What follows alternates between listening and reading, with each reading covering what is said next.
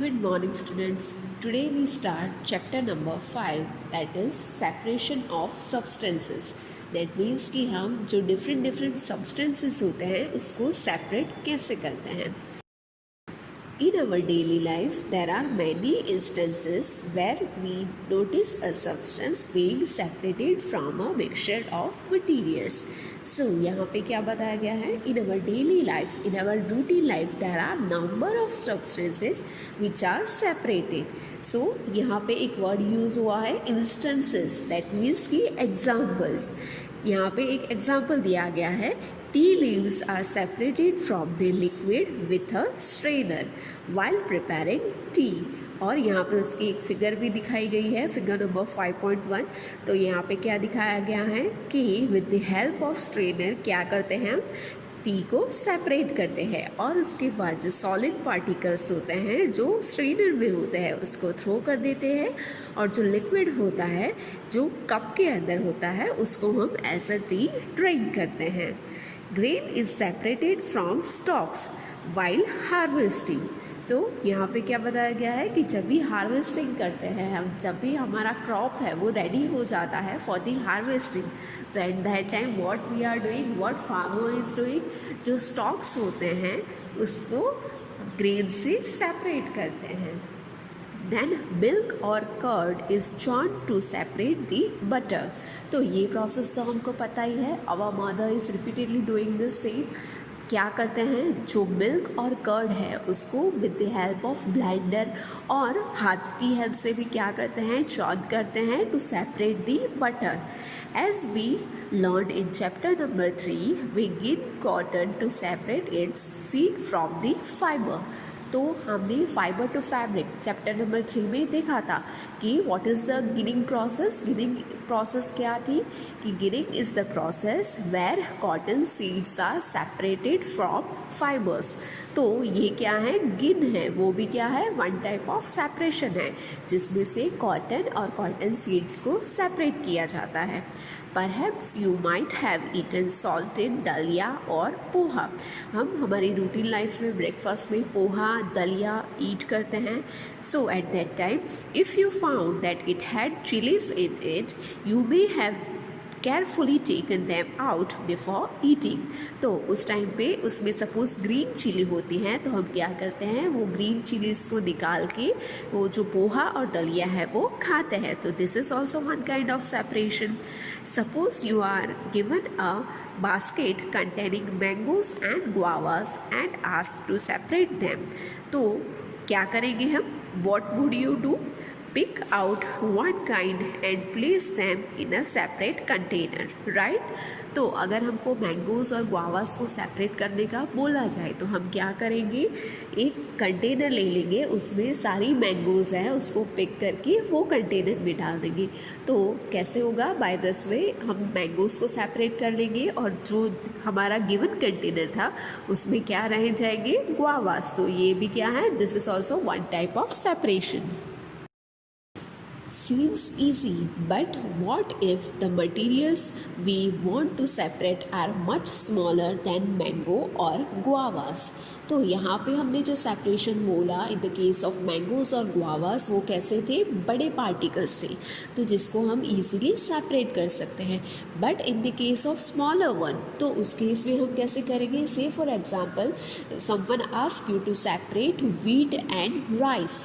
तो हम कैसे करेंगे, व्हीट एंड राइस के पार्टिकल्स है वो कंपैरेटिवली स्मॉल्स होते हैं तो उस टाइम पे we found difficulty to separate them. But here in this case imagine you are given a glass of sand with salt mixed in it. तो यहाँ पे क्या बोला गया है कि एक ग्लास दिया गया है जिसमें सैंड और सॉल्ट ये दोनों मिक्स किए गए हैं.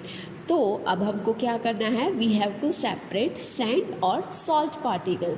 तो as we all know sand and salt particles are too smaller to separate, right? So impossible even to think of separating salt from this mixture by picking out grains of sand by hand. तो ये तो next to impossible task हो जाता है because जो sand और salt particles है that are too smaller in size. तो उसको हम सेपरेट कर सकते हैं, नहीं कर सकते.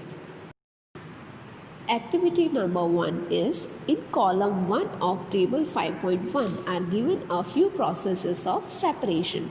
The purpose of separation and the way separated components are used is mentioned in column 2 and 3 respectively.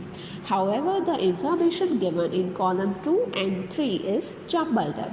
तो यहाँ पे बुक में हमको एक टेबल दिया गया है, टेबल नंबर 5.1, उसमें हमें 3 कॉलम्स दिए गए हैं. उसमें से कॉलम नंबर 1 में है processes of separation, column number 2 में है पर्पस ऑफ सेपरेशन, और जो कॉलम नंबर 3 है उसमें दिया गया है we separated components are used. तो कैसे वो सेपरेटेड कंपोनेंट्स है उसको यूज़ किया जाता है. तो यहाँ पे ये तीनों कॉलम्स में हमको कुछ डिटेल्स दी गई हैं. So what we have to do is, हमको ये जो डिटेल्स है वो मिसमैच करके दिया गया है, तो हमको क्या करना है, उसको मैच करना है. So can you match each process with its purpose and the way separated components are used. So basically what we have to do is we have to match the correct separation process with its purpose and the way separated components are used. तो हम देख लेते हैं यहाँ पे first one है separate stone from rice. तो अगर मुझे राइस में से स्टोन को सेपरेट करना है तो उसका पर्पस क्या होगा, सेकंड कॉलम में उसका पर्पस होगा टू रिमूव इम्प्योरिटीज़ और हार्मफुल कंपोनेंट्स.